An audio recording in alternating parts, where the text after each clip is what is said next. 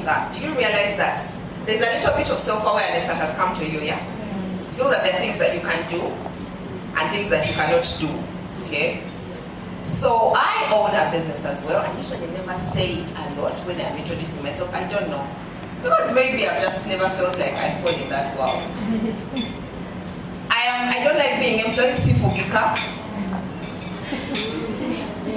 I don't know, please find attached kind regards. I have only 2 kind regards in me in a year, and they only come in terms of business emails. And so I wondered, if I am not able to sit in an environment where I'm controlled, how am I going to be able to run my own business? Because there I have to run myself, I have to control myself.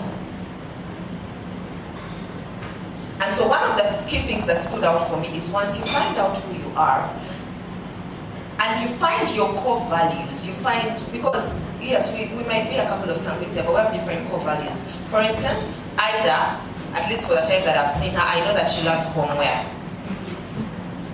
I don't love homeware, I don't care. We can use 3 different cups of different colors and we shall be okay. So I would not start, just because I have seen a fellow sanguine doing that, I would not start a business like that. But I love to pray. I love to be in church. I love to fellowship. So what do? I start a business that teaches people how to pray. I curate for them prayer journals. I curate for them sermon journals. I curate planners for the year that are Christian-based. Then I sell Bibles. I sell children's Christian literature. Why? Because it's now what falls into what I love to do. And now these other facets of like how you market and what, again, will fall in who you are in your personality. So before the ones who are trying to start out businesses, look into those things. What do you love? What do you love? What keeps you awake at night? There are people who would walk into this room and probably start rearranging this decor. That's who you are. Some of us, we don't see anything wrong with it, but I'm sure there's someone here who thinks something might be missing. And the way this table is laughing, that looks like someone who feels like, the food that we've eaten, there's probably someone who's saying, but there's a way this, I don't know what did they use, over paprika, I don't think they should have used this. There's someone who walks into the washroom and realizes it's dirty. Some of us will not, as long as there's no water on the floor, we're good to go. So those are the things that drive you, the ones who are starting, those are the things that are going to drive you.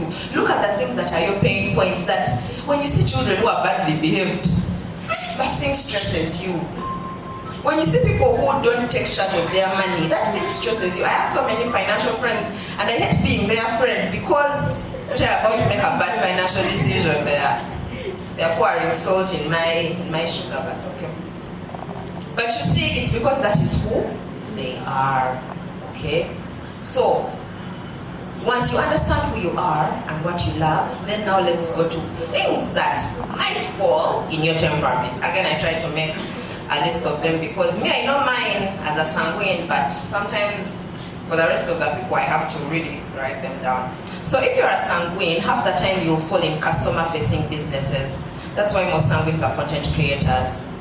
You will usually have to be relating with people a lot. Sanguines are content creators, they're event organizers. They're the ones who will be organizing Bottomless Branch, Kampala, about what? It's always those people. We are the ones. We're the ones who are hosting band nights, about worship experience. We are the ones. So you'll find that if you're a people person, you're going to thrive a lot with people. So leverage on that.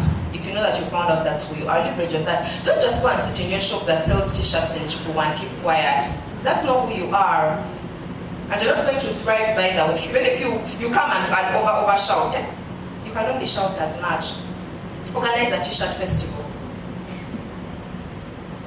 Yeah. Everybody that pays for a ticket gets a customized t-shirt with something about themselves, but you make it a bit cringe, a bit crazy. And you put it in such a way that they can always wear that t-shirt to everywhere else other than the festival. Not everybody come in a t-shirt, in that t-shirt. There are things that seem very, very funny. Ice cream festival, relics festival. But it's really just people bringing people together with the same likes. And that's something that you can do as a sanguine. As a sanguine, you're good for the creative industry. If maybe you you don't want to start a business yourself, you could be a social media manager. A lot of people are looking for social media managers, they're looking for creatives. Part of the work that I do for brands is just doing that for them. Like, just creating for them content. I never post it on my page, they post it on their pages and what, but I get paid for it because for me it comes natural and I love it. And I can do it. As a sanguine, that's something that you can do.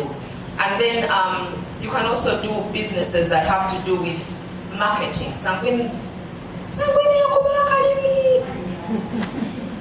And Sanguine can come to you and sell you soil and tell you, see this soil, if you put it in water, it will turn into gold and you will buy it.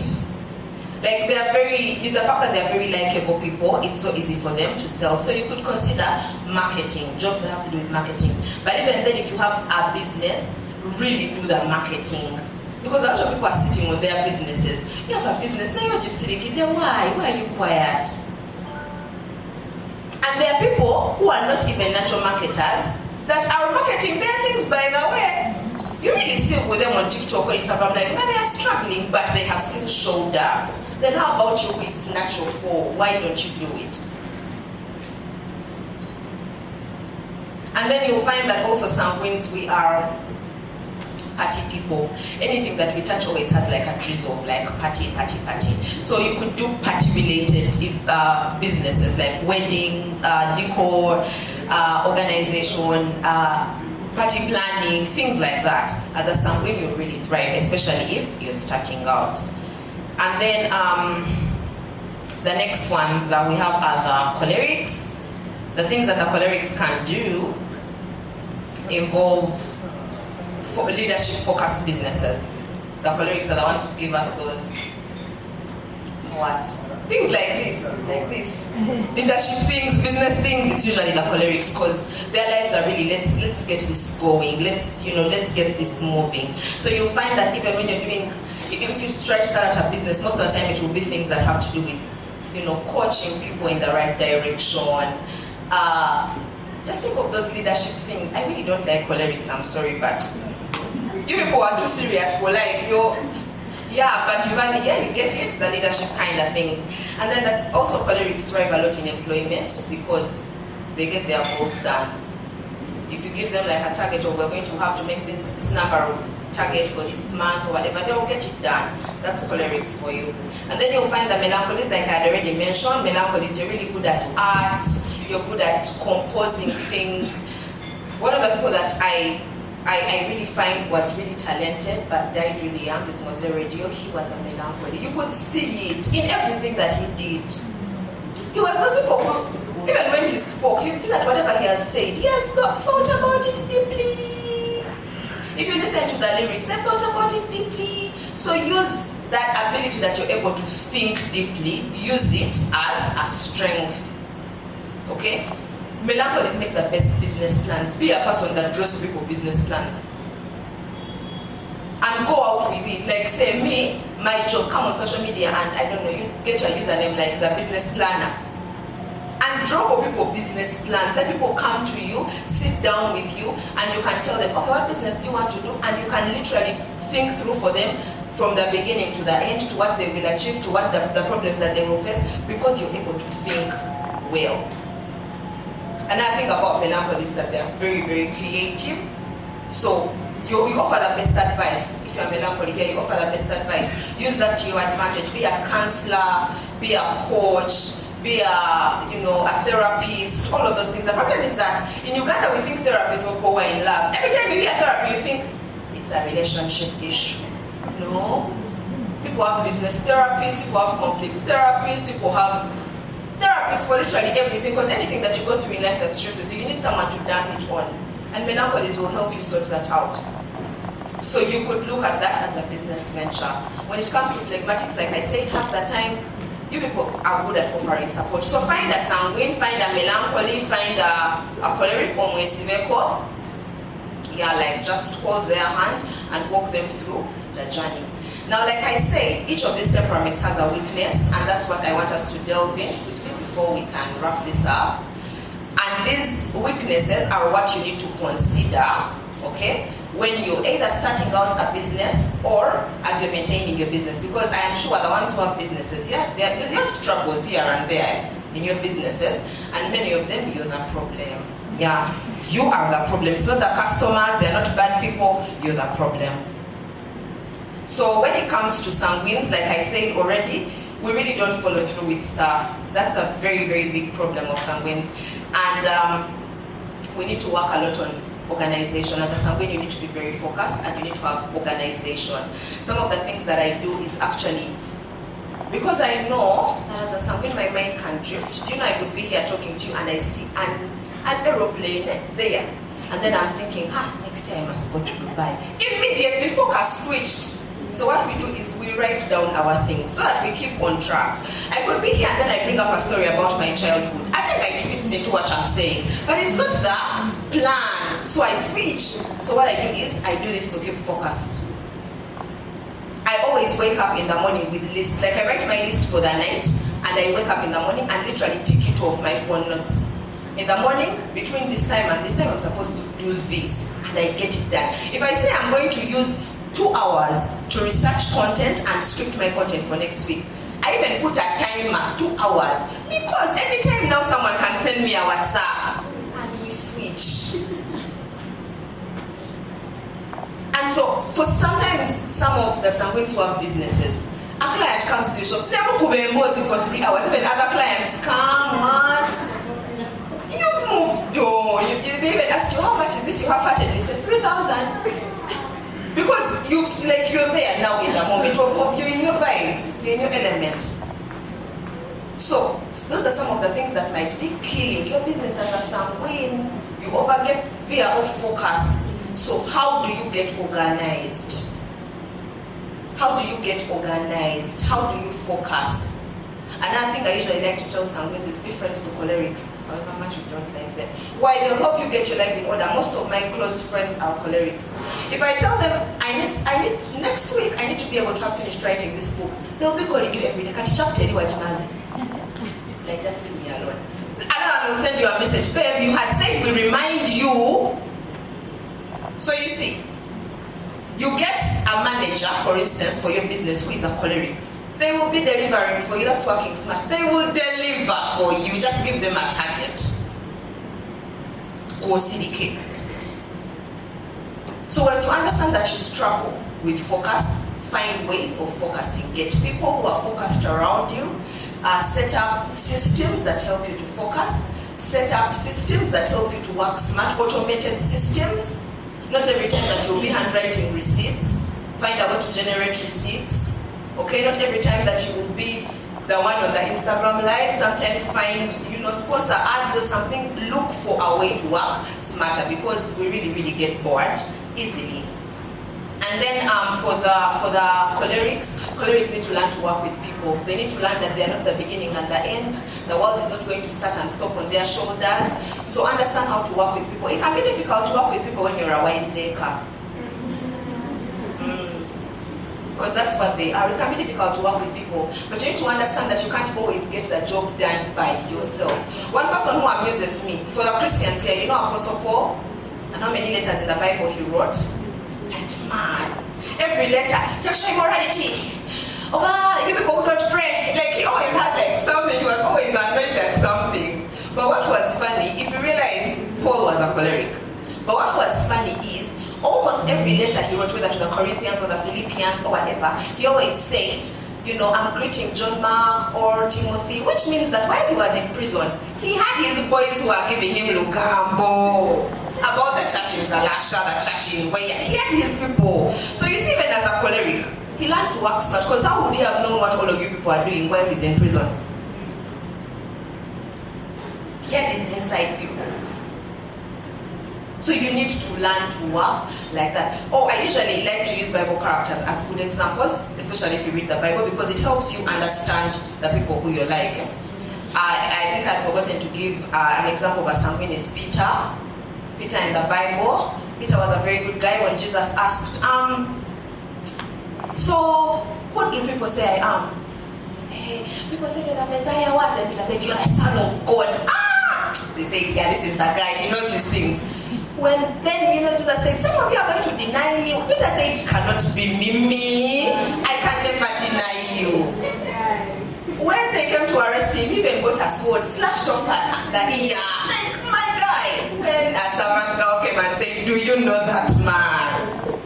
The running Peter already said, I've never seen him. A second person came and said that I don't know that guy. A third person, I don't know the person. Yeah, us Sanguines were like that. We can be in your corner one day and really not in your corner the other day. But you see, it helps you to understand. Once you know that, that's the kind of, this is the person I embody. When you look at their life, you're able to do better. Then, when it comes to the phlegmatics, those are like the ones I say, the peacemakers, the ones who are always just jumping on the wheel with other people. The thing that phlegmatics need to learn is to actually take charge of their lives. If you're a woman here or a man here and you're married to a phlegmatic partner, I will tell you, or you might tell me, that's our fumbo women. Phlegmatics never really take charge of their lives. You can be broke for 10 years and they don't care. That's how we eat. Or we eat posho and beans, or we eat posho and binyebo every day for 60 days. They don't care.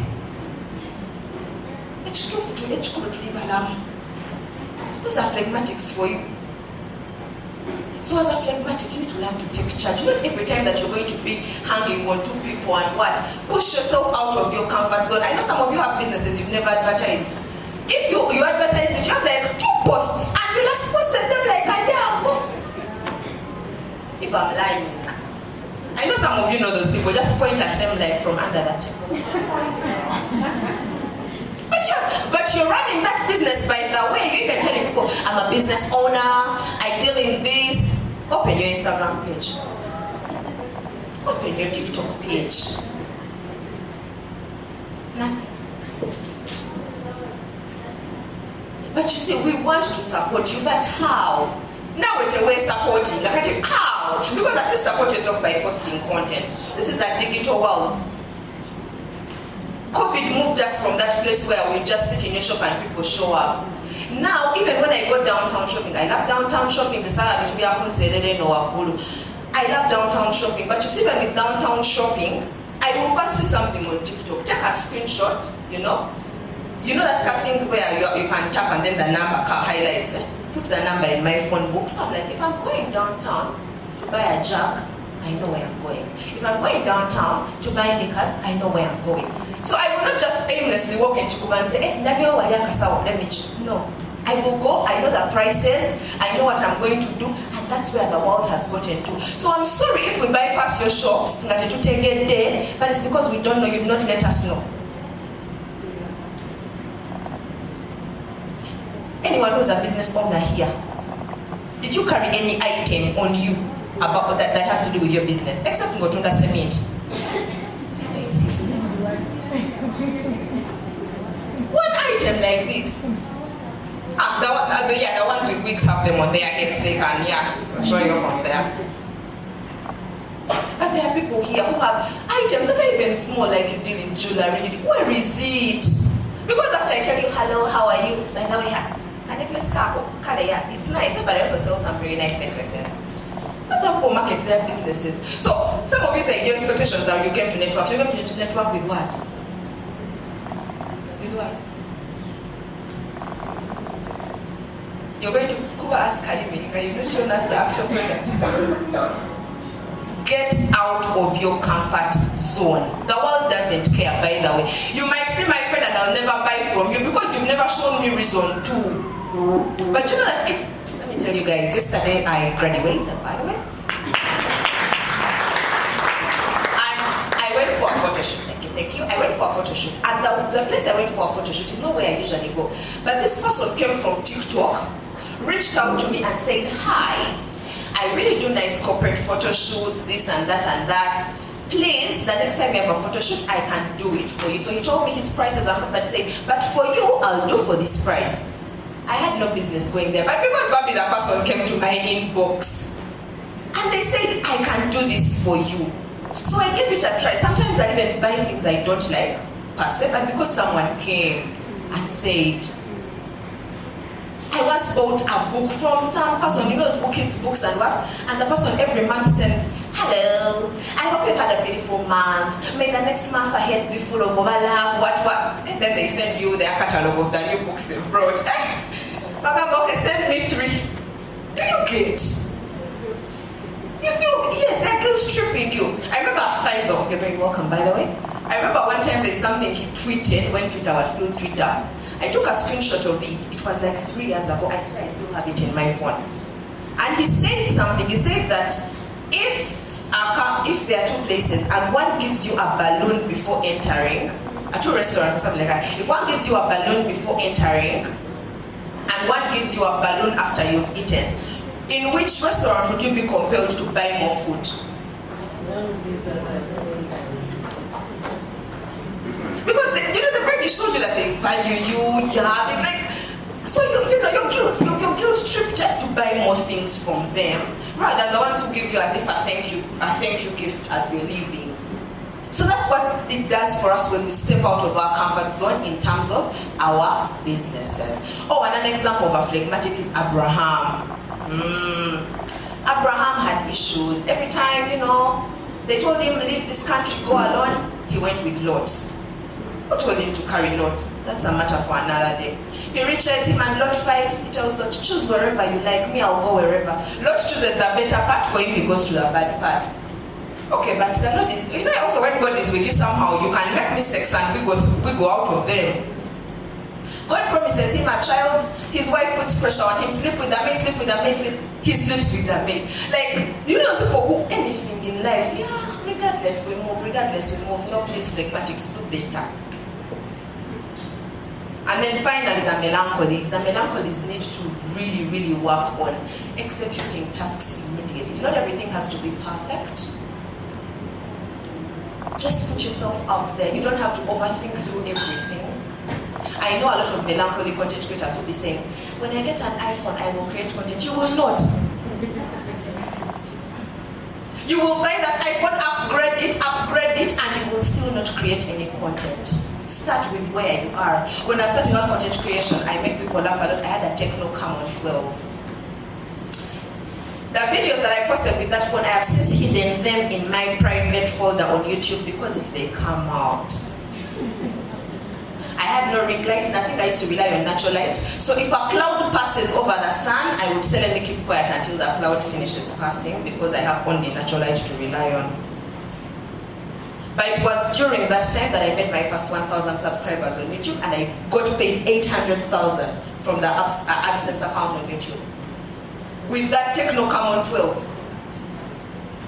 I have since held about 4 different iPhone models. I've never created content with an iPhone. So you're there sitting and waiting. When I change my phone, I'll start being a content creator. When I change my phone, I'll start doing TikTok Live. You will not. If you don't do it now, you will not. Some of the people who are making New Year's resolutions. In January, I'll start running. Start now so that January finds you when you're in momentum. You see, on 1st January like this, I will start doing my 1,000 steps. Start them now. Set your watch and start now. So that January 1st comes and finds you already doing the 1,000 steps. Otherwise, you will never do it. Life doesn't have to be perfect before you can start. You say, when I get an aesthetically pleasing shop, I will start posting. People have aesthetically pleasing shops with no products in them. But there is nothing inside the shop. And let me tell you, all those things of aesthetics are lies. As a content creator, I'll tell you, my house can be very disorganized and I'll just clean one part like this. Do the content for that day and go, how do you do it? You have 2 kids, you don't have a maid, your house is always clean. And I'm like, because that's all that aesthetics are. People show you only what they want you to see. So you're there saying, me, my shop is not that nice, let me know. The nice shop will find you there. I don't know how to speak. Start the way you are now, with the way you speak. You will get better as you move on. One melancholy in the Bible is actually Moses. He always had excuses. I can't speak, I stammer, I can't do this, I can't do that. But along the way, you got on the vibe, there was nothing to do. A job needs to get done, you have to do it. You can't wait to be perfect. So as you look into your temperaments, I want you to take this as a takeaway. Like, go home and really sit down. And I thank God that this event is at the end of the year, because it helps you to reflect a lot in how you're making the decisions for the new year. Make decisions for the new year based on who you are, from an awareness point of view. Maybe there are goals I'll never put, because I know I will not achieve them and I'll feel bad. So because I know who I am, I make goals fitted to what I can do, my abilities. And so as you thrive in your businesses, I know that the other speakers will come tell you how to start a business. I started on Vibes, I can't give you that advice, because, but they'll tell you how to start a business, how to thrive in business.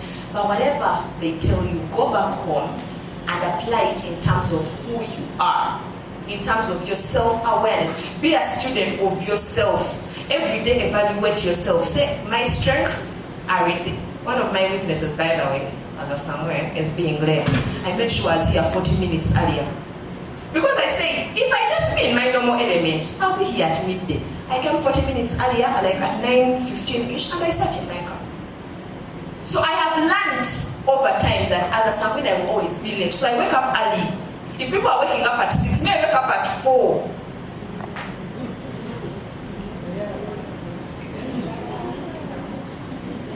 That time I was speaking to a group of ladies when they were doing an end-of-year retreat, and I told them that I wake up at 2 a.m. every day, and I don't go to sleep again until 8 p.m. My routine sounds crazy, but it's because I know if I don't wake up at 2 a.m., do my devotional for 1 hour, do the kids' devotional, prepare the house, we can't get out of the house at 7 to go to school if I did not wake up at 2. So, when people are doing Smania, guys, we're going to have a late night out. As a Sanguine, my late night stops at 8 p.m. because I know I have to sleep because I have an early morning. And I be saying, let me first use the bathroom, and I come. I don't come back. Because I know my problem. A choleric will have a late night and an early morning, and they'll be okay with it. And so self-awareness is going to be the first step to your success in this business world. I hope you are blessed this morning. Thank you so much. Another round of applause.